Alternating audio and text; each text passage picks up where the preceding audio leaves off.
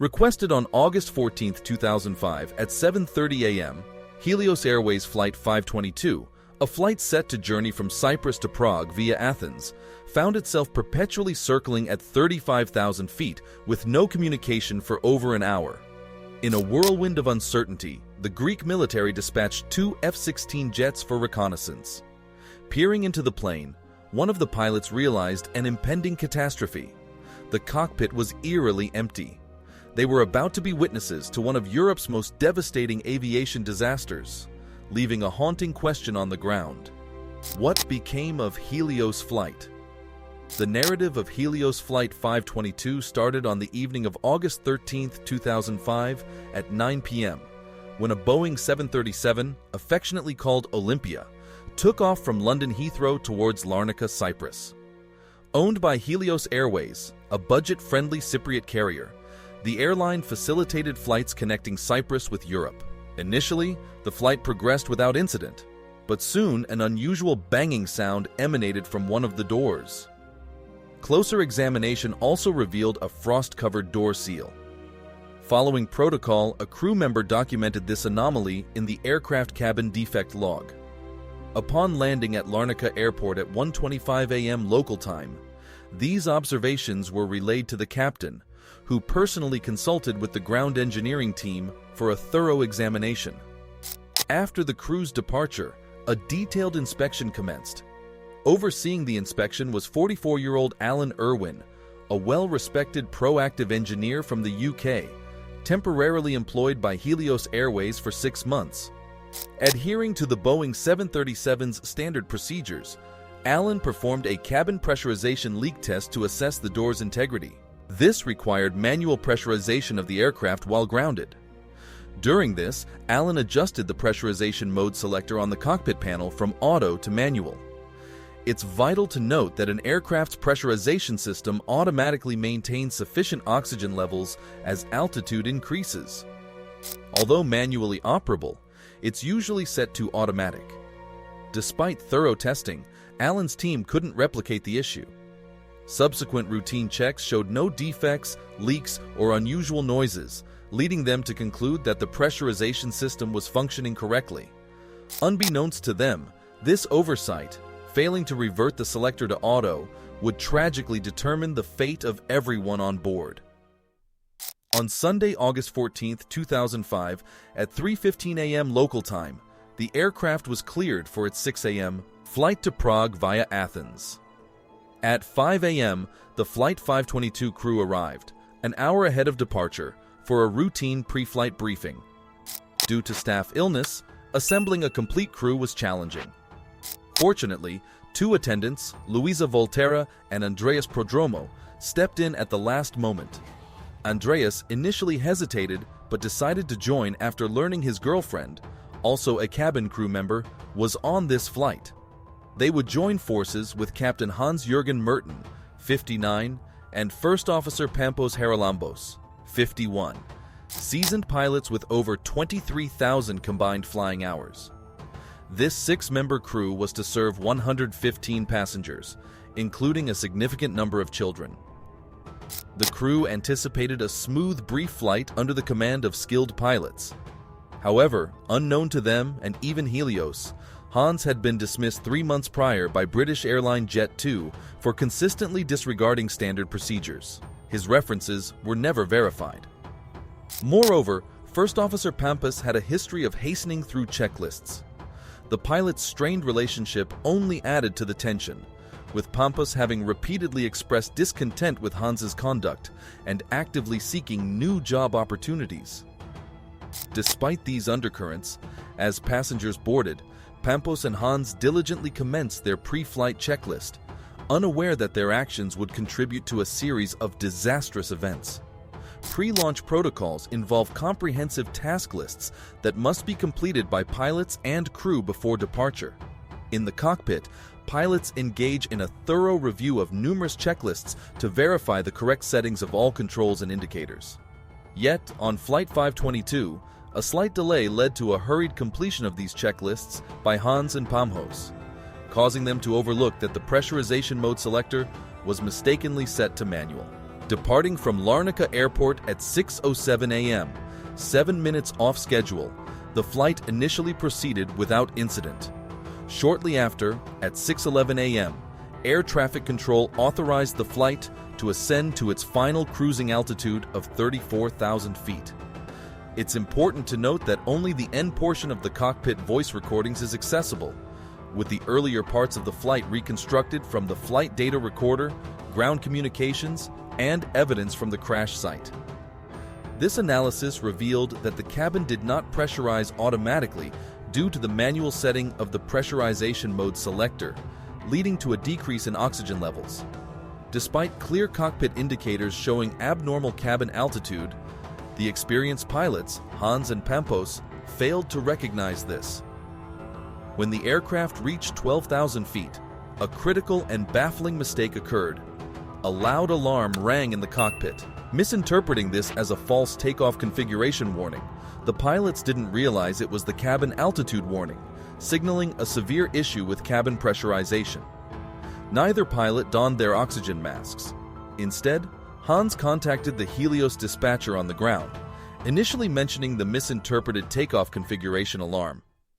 The dispatcher, puzzled by the alarm's occurrence at such an altitude, passed the call to Alan Irwin, the ground engineer who had inspected the plane earlier. However, the captain's subsequent report of a ventilation cooling system fault only added to the confusion, as he first stated the cooling fan lights were off, then contradicted himself.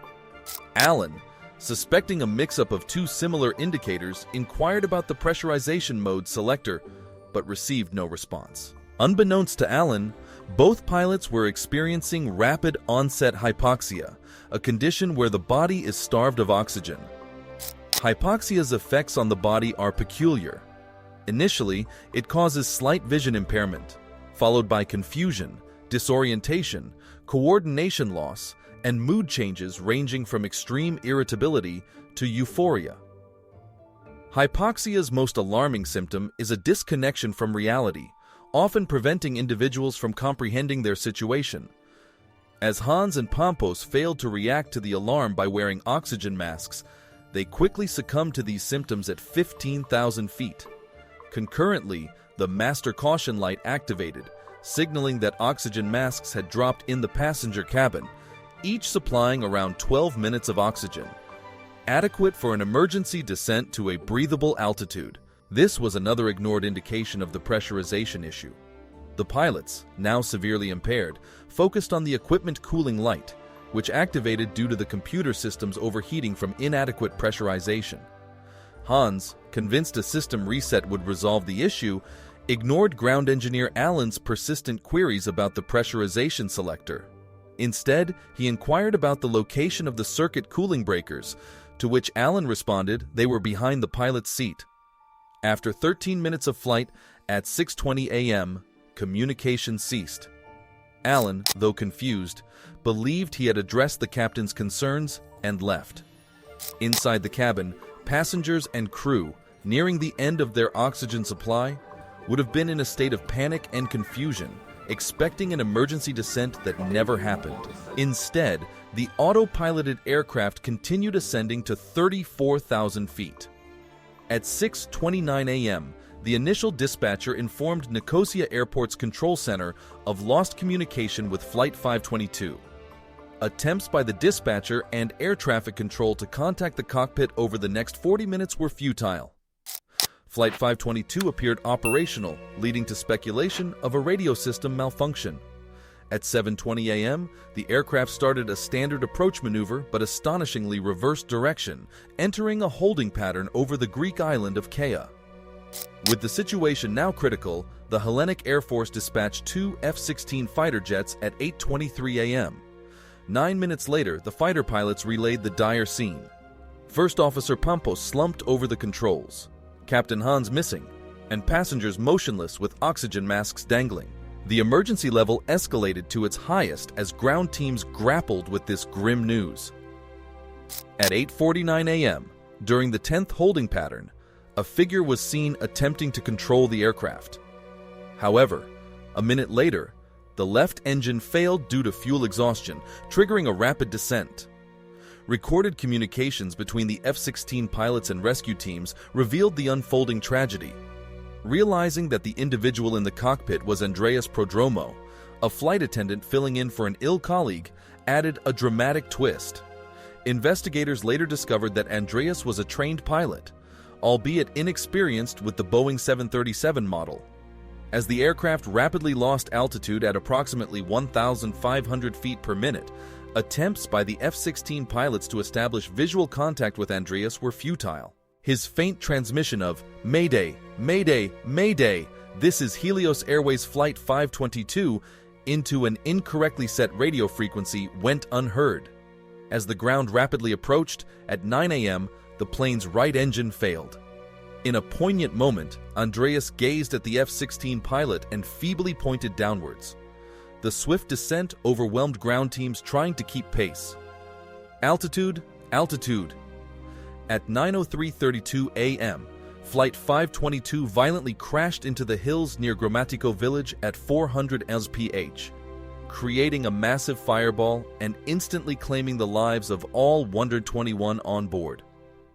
Among the victims were entire families and couples on holiday, leaving children with grandparents. Subsequent investigations culminated in a detailed 186-page report, highlighting not just the failure to identify pressurization issues, but also a hazardous organizational culture that dangerously bent rules. The report's inability to explain why the cabin crew, with ample oxygen and cockpit access, didn't contact ground teams remains a mystery. Speculation arose about the crew possibly sharing their oxygen with younger passengers, creating a perilous situation at 34,000 feet, where hypoxia sets in rapidly. These theories suggest the crew may have incapacitated themselves while attempting to assist others, though the exact events remain unknown. Helios Airways ceased operations in November 2006, facing substantial financial losses and officially shutting down in 2007. The crash led to a lawsuit against Boeing for €76 million, focusing on the negligence of using the same alarm for two distinctly different issues. The matter was settled out of court. In 2008, 4 Helios officials, including Alan Irwin, faced manslaughter charges. After a complex legal battle, all were found guilty in April 2012, though Alan Irwin successfully appealed in 2013. The others, sentenced to 10 years, managed to avoid imprisonment by paying €79,000 each, a decision that continues to stir discontent among those who believe justice was not fully served.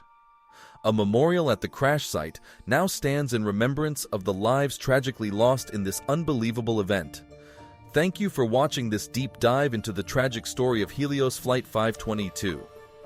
If you found this narrative insightful and wish to stay updated with more such compelling stories from around the world, don't forget to subscribe to our channel.